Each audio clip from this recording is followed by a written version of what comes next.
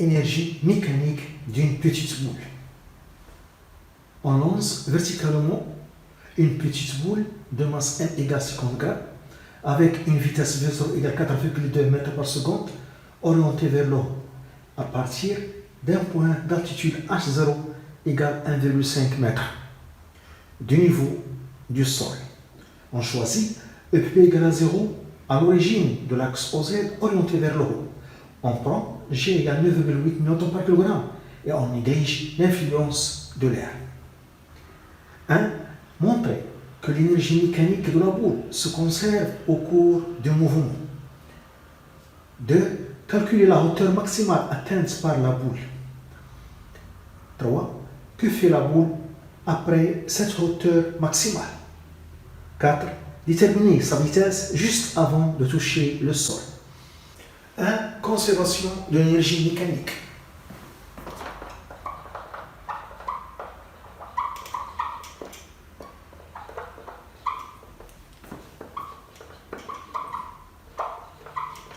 L'énergie mécanique. Au cours du mouvement, on a dit que l'influence de l'air est négligée. Donc, au cours du mouvement, la boule est soumise uniquement à son poids. Et le poids est une force conservative et est une force intérieure pour le système boule-terre. Est une force intérieure. Elle est conservative car son travail, le travail de poids P s'écrit de cette façon moins delta EPP. Le travail de poids est égal à l'opposé de la variation de l'énergie potentielle de pesanteur. Puisque le travail de poids s'écrit de cette façon, égal moins l'opposé de la variation de l'énergie potentielle de pesanteur, on dit que le poids est une force conservative, est une force intérieure conservative, intérieure pour le système boule-terre. Elle travaille. Et son travail s'écrit de cette façon. Donc, le poids P est une force conservative. C'est pourquoi l'énergie mécanique se conserve. La boule est soumise uniquement à son poids. Et le travail de poids s'écrit de cette façon moins delta EPP. Le poids P est une force conservative. Le poids est une force conservative. Est une force intérieure conservative. C'est pourquoi l'énergie mécanique est constante dans ce cas. Donc, l'énergie mécanique EM est égale à une constante, se conserve.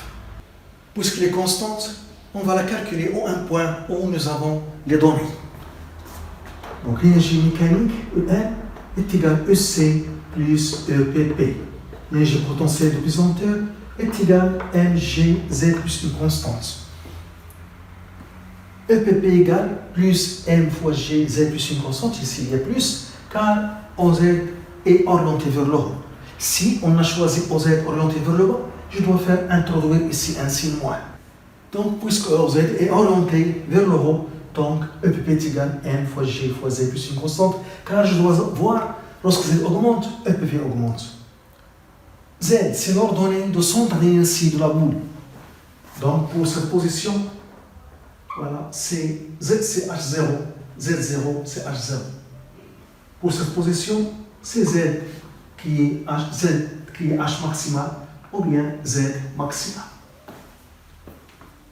C'est une constante qu'on détermine en choisissant un état de référence pour l'énergie potentielle de pesanteur.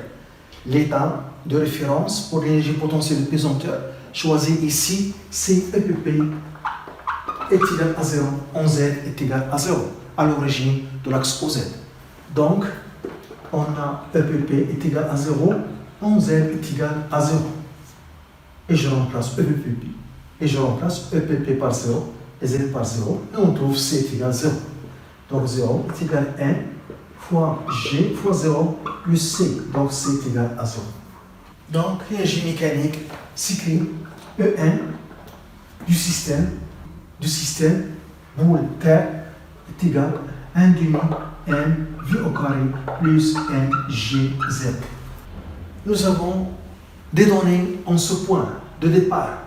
On a z0 qui est égal à 0, qui est égal à 1,5 m, et on a la vitesse v0. Donc E1 égale 1 demi m v0 au carré plus m g z0.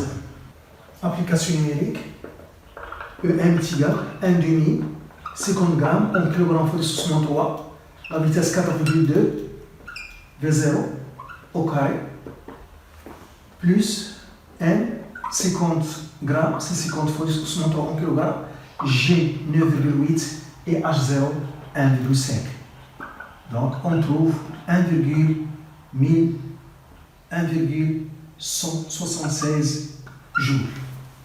Elle est constante pour n'importe quel point de la hauteur maximale atteinte par la boule.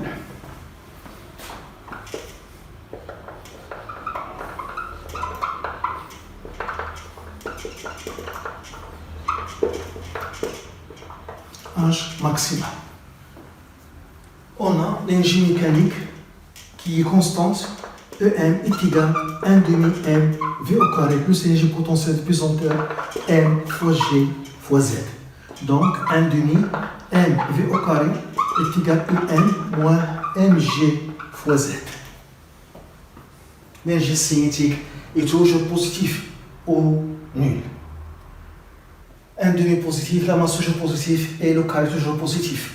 Donc l'énergie cinétique est toujours positive ou nulle. Donc, cette différence est positive. Donc, E1 moins mg z est positif ou nul. Donc, E1 est supérieur ou égal à mg z.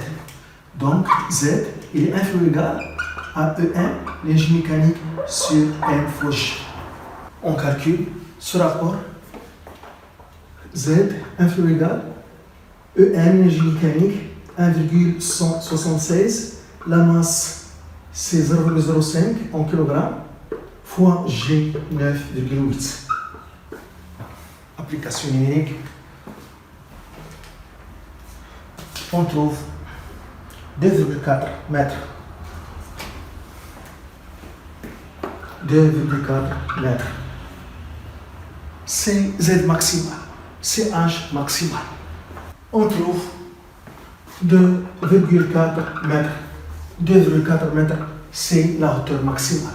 C'est Z maximale.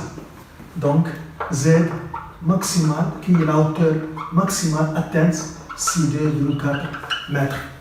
Pour cette hauteur maximale, on trouve la vitesse égale à 0. Donc, en ce point, la vitesse est égale à 0. Donc, en remplaçant ici Z par Z max par H max, et on trouve la vitesse égale à 0. Donc, la boule atteint la hauteur maximale avec une vitesse nulle. Pour Z égale Z max, on a la vitesse est égale à 0. 3. Le mouvement de la boule après la hauteur maximale.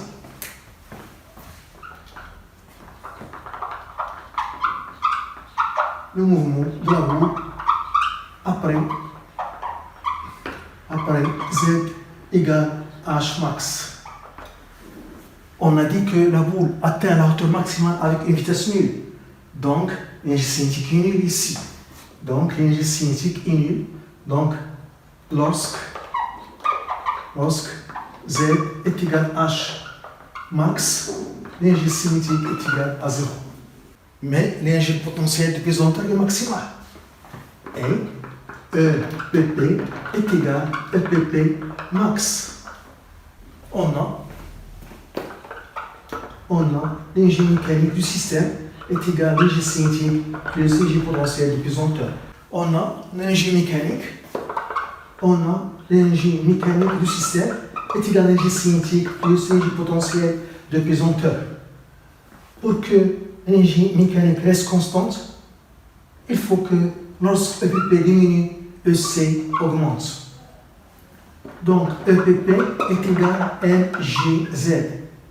EPP, dans ce cas, lorsque la boule se trouve à la hauteur maximale, on a EC est égal à 0, sa valeur minimale, donc il va augmenter. EPP a sa valeur maximale, donc il va diminuer. Et lorsque EPP diminue, Z diminue. Donc, le corps va descendre. Le sens du mouvement change.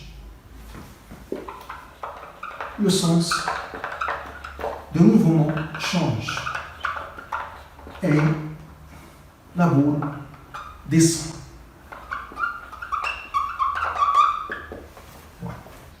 4. La vitesse de la boule juste avant le toucher du sol.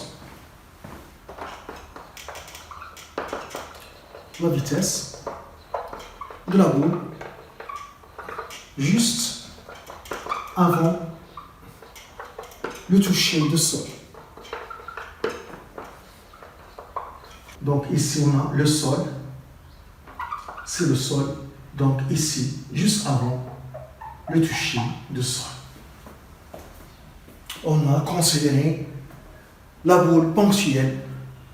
On applique la conservation de l'énergie mécanique. Conservation de l'énergie mécanique.